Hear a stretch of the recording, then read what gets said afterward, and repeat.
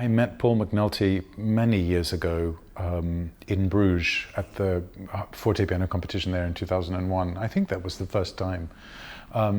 Bruges is one of those places where builders come and bring their instruments to show to the community, as it were, to get a sense of, you know, what people are interested in.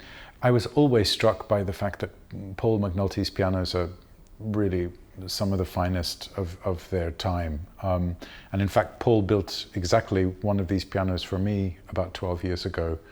I'm always so happy to play his instruments. They're so reliable. They have such a beautiful, rich lyrical sound, and they're incredibly gratifying to play as well.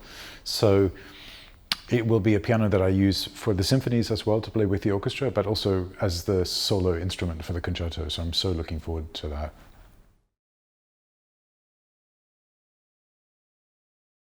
I was living in Australia at the time. I was about 10 or 11, and I started to really get interested in collecting CDs. And I think it's fair to say that at that point I started getting recordings of major early music groups, John Eliot Gardner and Christopher Hogwood, Franz Bruggen, Roger Norrington, all of this stuff. And I was so fascinated by the sound world of these instruments and by the approach behind these recordings. I remember thinking to myself, I really have to get involved in this community. Of course, at that point I was playing Steinway just like everyone else, quite normal upbringing, as it were. And then I went to study in America, in Rochester, New York, and that's where I started playing the harpsichord for the first time, and also forte piano. And it was just one of those moments where I could understand what my life had been leading up to in a certain way, that playing these instruments was going to be a way for me to unlock a new door of access for me personally to this music. I'm not saying that it was, I thought, well, this is the only way to do this, and so I'm right in doing it. But it was a way of recognizing that it would be a path for me that made sense, to play historic pianos and harpsichord, and also just to be able to work with these people and these orchestras, you know, Freiburg Orchestra of the 18th century, English Baroque soloists, all these groups. It was important for me to be part of that world, and so I had to play that instrument in a way.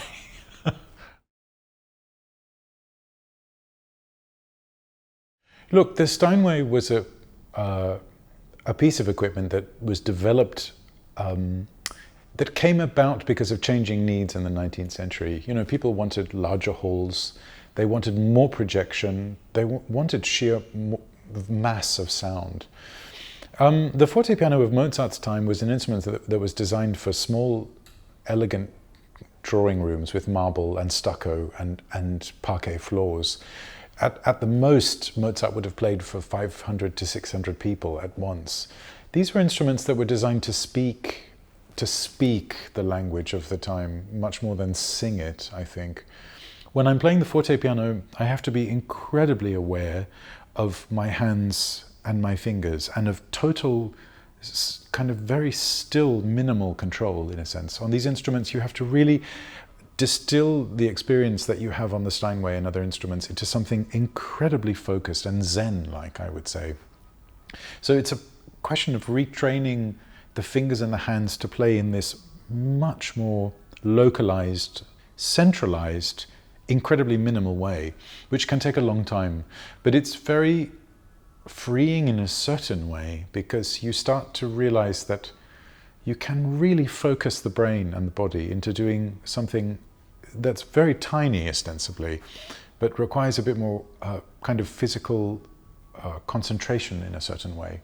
So it was about relearning that. Also, you know, the action is very light and delicate, so it's about relearning how to really play at the key in a very controlled way.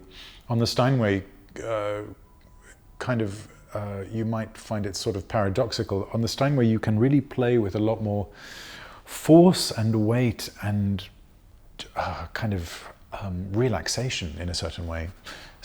But I find that the color possibilities on these old pianos, the articulation possibilities, the timings, the sort of secret theater of gestures that you can conjure on these instruments is so much a part of what people like Mozart and Carl Philipp were looking for, what they describe in their letters as well, you know, control, beauty, precision, refinement, elegance, all these things. And these pianos really speak that language incredibly well, I think.